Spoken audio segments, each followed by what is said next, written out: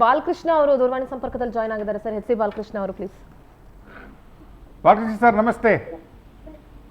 Sir ನಮಸ್ಕಾರ sir, ಚೆನ್ನಾಗಿದ್ದೀರಾ sir? ನಾನು ಚೆನ್ನಾಗಿದ್ದೀನಿ. ನಿಮ್ಗೆ ಹೆಂಗೆ ಅನಿಸ್ತಾ ಇದೆ ಅದು ಹೇಳಿ ಫಸ್ಟ್. ನಮ್ಗೆ ಏನ್ ಅನ್ನಿಸ್ತದೆ ಸರ್, ಆರಾಮಾಗಿದ್ದೀವಿ ಸರ್ ನಾವು. ಅಲ್ಲ ಆರಾಮಾಗಿದ್ದೀವಿ ಸರ್ ಅಷ್ಟೇ. ಅಲ್ಲಲ್ಲ, ನಿಮ್ಮ ನಗುವಲ್ಲೇ ಗೊತ್ತಾಗುತ್ತೆ ಕಂಫರ್ಟಬಲ್ ಆಗಿದ್ದೀವಿ ಅಂತ.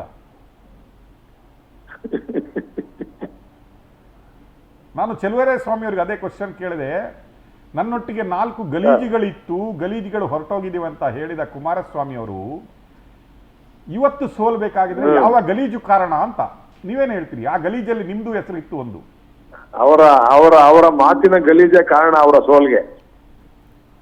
ಅವ್ರು ಮಾತಾಡ್ತಕ್ಕಂಥ ರೀತಿ ನೀತಿಗಳೇ ಅವರ ಸೋಲ್ಗೆ ಕಾರಣ. ಅವರ ನಡವಳಿಕೆ ಅವ್ರ ಸೋಲ್ಗೆ ಕಾರಣ.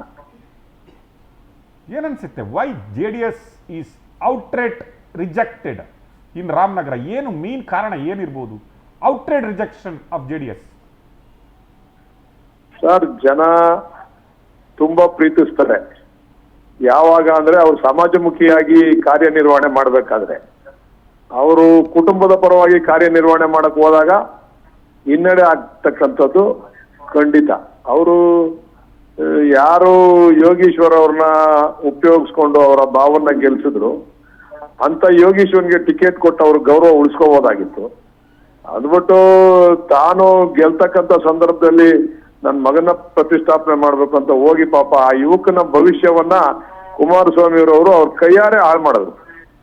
ಅದು ಗೊತ್ತಿತ್ತು. ಪೊಲಿಟಿಕಲ್ ಮ್ಯಾಥಮೆಟಿಕ್ಸ್ ಕ್ಷೇತ್ರ ಯಾವಾಗ್ಲೂ ಕೂಡ ಸೆಕ್ಯುಲರ್ ಕ್ಷೇತ್ರ ಚನ್ನಪಟ್ಟಣ.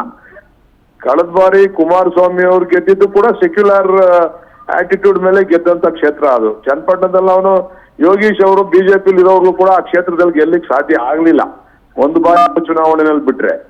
ಕುಮಾರಸ್ವಾಮಿ ಅವ್ರಿಗೆ ಅವ್ರೇನು ಅವ್ರನ್ನ ನೋಡಿ ಓಟ್ ಹಾಕ್ತಕ್ಕಂಥದ್ದಲ್ಲ, ಸೆಕ್ಯುಲರ್ ಥೀಮ್ ಮೇಲೆ ಅವರು ಲಾಸ್ಟ್ ಚುನಾವಣೆಯಲ್ಲಿ ಗೆದ್ದಂಥದ್ದು.